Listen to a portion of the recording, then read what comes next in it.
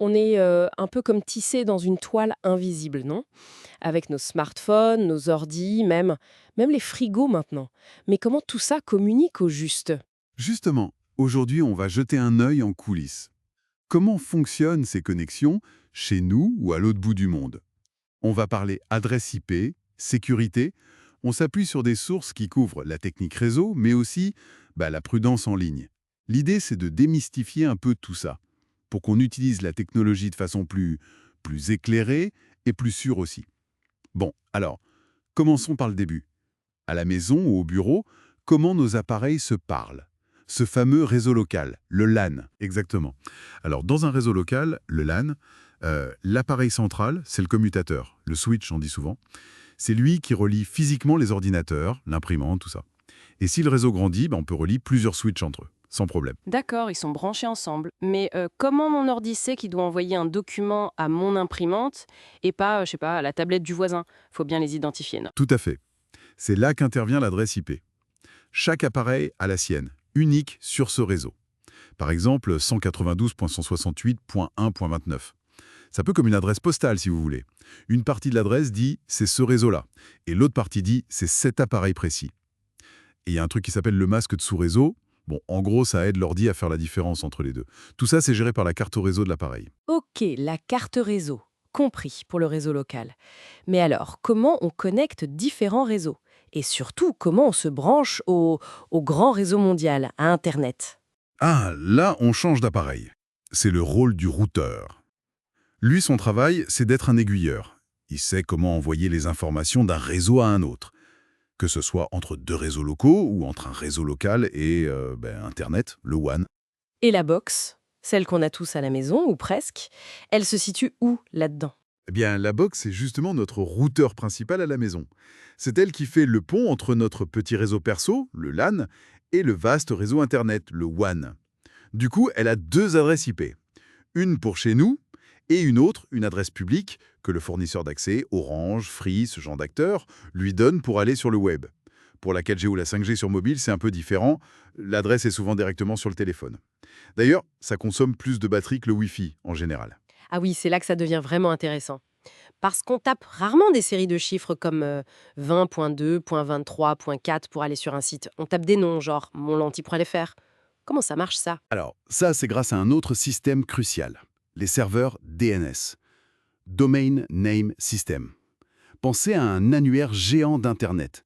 Quand vous tapez monnan.fr, votre ordinateur demande à un serveur DNS « Dis-moi, quel est l'IP pour ce nom ?»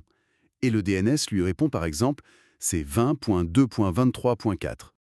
Ensuite, pour que les données arrivent bien, il y a ce qu'on appelle des tables de routage. C'est un peu comme le GPS des données, ça trouve le meilleur chemin sur le réseau. C'est génial toute cette connectivité, mais ça ouvre aussi la porte à pas mal de risques, j'imagine. Parlons un peu cybersécurité. C'est quoi au fond? La cybersécurité, c'est simple. C'est tout ce qu'on met en œuvre pour protéger nos systèmes, nos réseaux et surtout nos données, contre les accès non autorisés, les attaques, les pannes. Les menaces les plus classiques, ce sont les virus, bien sûr, mais aussi le hameçonnage, le fameux phishing. Vous savez, quand on essaye de vous faire cliquer sur un lien pour voler vos mots de passe ou vos infos bancaires. Et puis, il y a les failles dans les logiciels qu'on utilise. D'accord. Et concrètement, au quotidien, qu'est-ce qu'on peut faire pour se protéger un minimum? Quelques gestes de base changent vraiment la donne. D'abord, les mots de passe.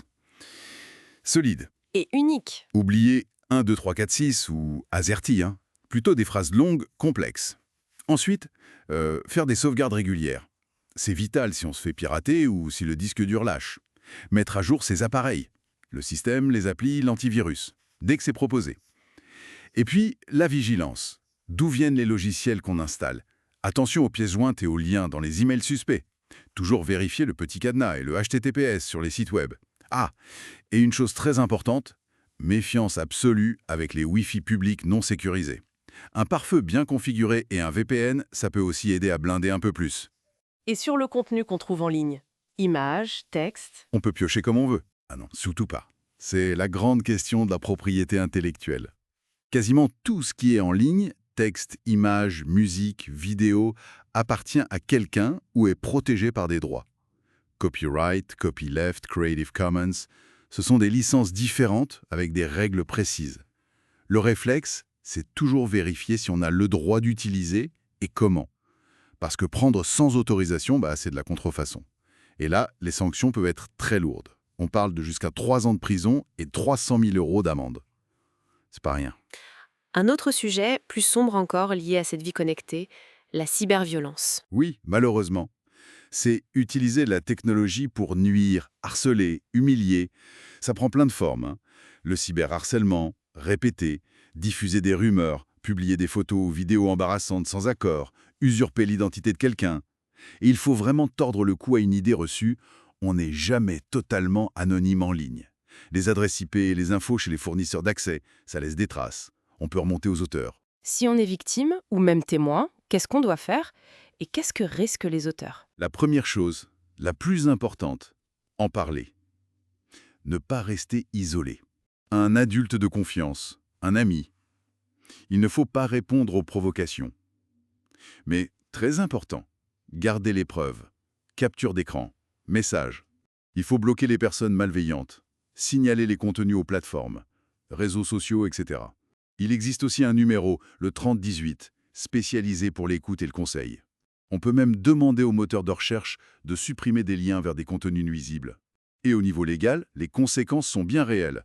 Le cyberharcèlement sur mineurs, par exemple, c'est jusqu'à 3 ans de prison et 45 000 € d'amende. L'usurpation d'identité, c'est 1 an et 15 000 €. Chacun est responsable de ce qu'il fait en ligne. Bon, si on essaye de résumer un peu tout ça, on est parti de comment nos appareils se parlent tout près, avec les switches, les adresses IP, puis comment on sort sur Internet, avec les routeurs, les FAI, les DNS qui traduisent les noms. Et on a vu à quel point la sécurité et la responsabilité sont absolument centrales dans tout ça. C'est exactement ça.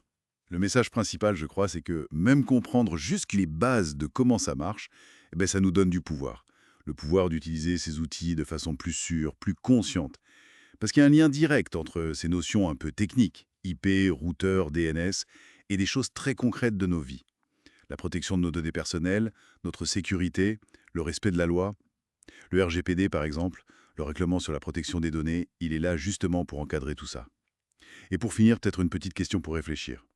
On sait qu'il existe des outils, assez simples à utiliser d'ailleurs, pour voir tous les appareils sur un réseau local, ou même retrouver des caméras de surveillance non sécurisées sur Internet. Alors, quelles mesures simples, une chose qu'on n'a pas forcément détaillée là, mais quelle petite action pourriez-vous faire dès ce soir pour améliorer concrètement votre sécurité numérique ?